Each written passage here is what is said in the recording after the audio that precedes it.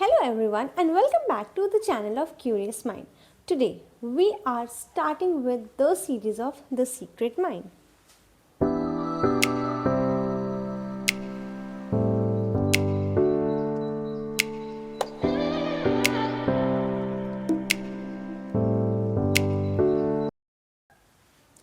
Now starting off with the lesson 1, that is the secret of life is the law of attraction. Now as Prentice Mulford said that every thought of yours is a real thing, that is a force. Now what does it mean? Now this simply means that our thoughts are magnetic and they do have a frequency. अब इसको common language में decode करते हैं, ठीक है।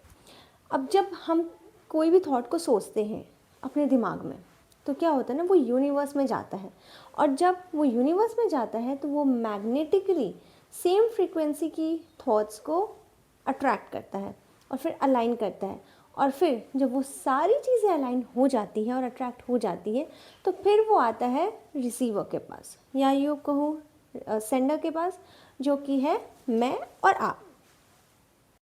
Now this simply means that we humans act as a human transmission force.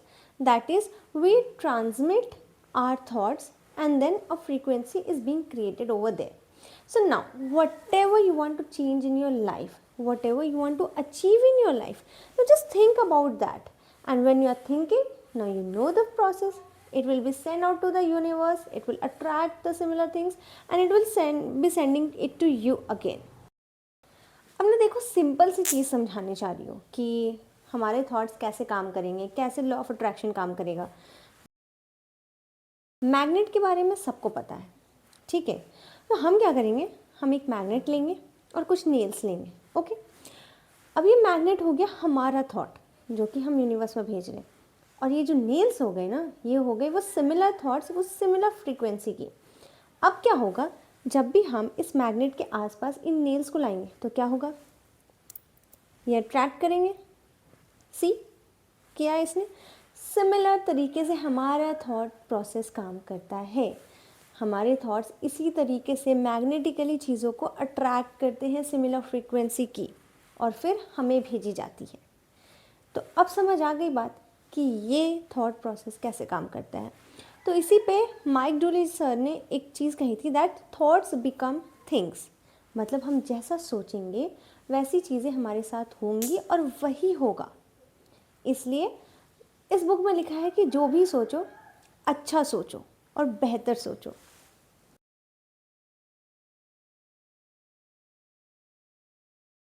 उसी book में Bob Procter sir ने भी कहा है that the law of attraction is always working, now whether you believe it, understand it और not.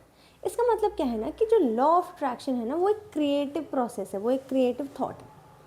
मतलब हम जो भी सोच रहे हैं दिन भर, बैठते हुए, उठते हुए, खाते वक्त, किसी से बात करते वक्त, टीवी देखते वक्त, रील्स चलाते वक्त, बुक पढ़ते वक्त, वो चीज़ें अलाइन होती जाती है क्योंकि वो यूनिवर्स में जो भी है वो जा रही है और जब वो धीरे धीरे अलाइन होगी वो हम तक पहुँचेगी।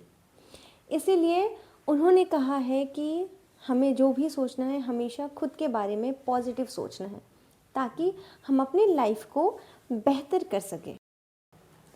बॉब प्रॉक्टर सर ने ये भी कहा है कि सिर्फ लॉ ऑफ अट्रैक्शन के बारे में जानने से ही चीज़ें नहीं हो जाती। इसका मतलब क्या है, मतलब है कि हमें उसे डेली प्रैक्टिस में लाना होगा।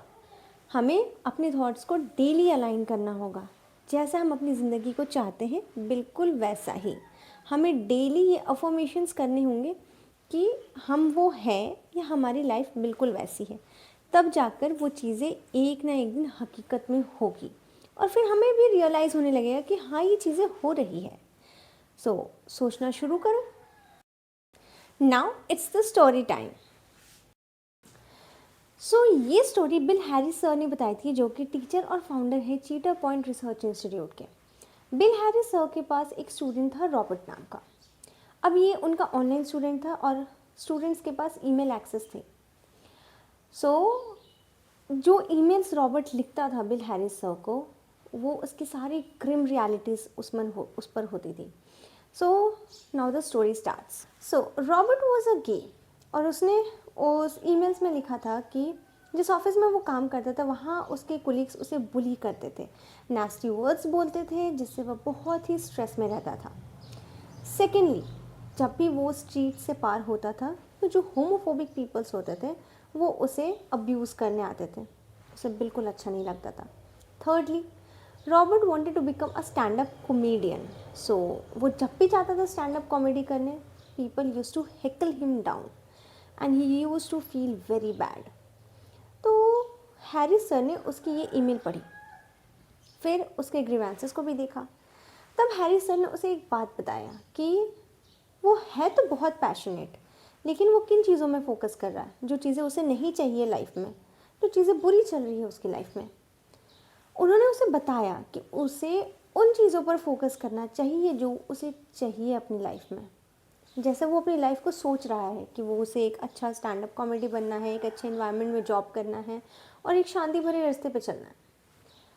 तो अब रॉबर्ट ने अपनी फोकस को शिफ्ट किया और फिर उसने वो सारी चीज़ें सोचनी शुरू करी जो वो अपनी लाइफ में चाहता है और उन चीज़ों को सोचना बंद किया जो वो नहीं चाहता। अब एक मिरेकल होता है 6 to 8 वीक्स के बाद। होता क्या है कि जिस ऑफिस में वो काम कर रहा होता है ना, और जो लोग उसे बुली कर रहे होते हैं, किसी का ट्रांसफ़र हो जाता है, कोई दूसरे डिपार्टमेंट में चला जाता है, कई लोग जॉब छोड़ देते हैं, कईयों को निकाल दिया जाता है। अब जब वो स्ट्रीट से पार होता था, जो होमोफोबिक पीपल उसे परेशान करते थे वो उसके पास नहीं आते, तो उसे शांति मिल गई। अब जो थर्ड है ना, वो तो सच में मिराकुलस है। Stand up comedian he wanted to become. अब जब उसने स्टैंड अप कॉमेडी करनी फिर से शुरू करी तो लोगों ने मजाक उड़ाने के बजाय, उसे पुल डाउन करने के बजाय उसे स्टैंडिंग ओवेशंस दिया और उसकी बहुत सराहना करी। तो देखा जाए तो रॉबर्ट की लाइफ कहाँ थी और ठीक 6 से 8 हफ्तों के बाद उसकी लाइफ कहाँ पहुँच गई, जहाँ वो चाहता था। तो इसमें मॉरल ऑफ द स्टोरी क्या है? तो रॉबर्ट की लाइफ की मॉरल ऑफ द स्टोरी ये है कि उसकी लाइफ चेंज हुई just because he started changing his focus from what he did not want to what he wanted, and everything changed. And you can even see that the magnetic force, the frequency, everything has been changed. Okay, now what is the moral of the story for us, we people? That life is in our hands. हमारी ज़िंदगी हमारे हाथ में है, हमें उसे कैसे बनाना है, कैसा चाहिए, हम क्या चाहते हैं खुद के लिए, आज से कुछ साल बाद, कुछ महीनों बाद हम कहाँ होना चाहते हैं, ये सब कुछ हमारे हाथ में है।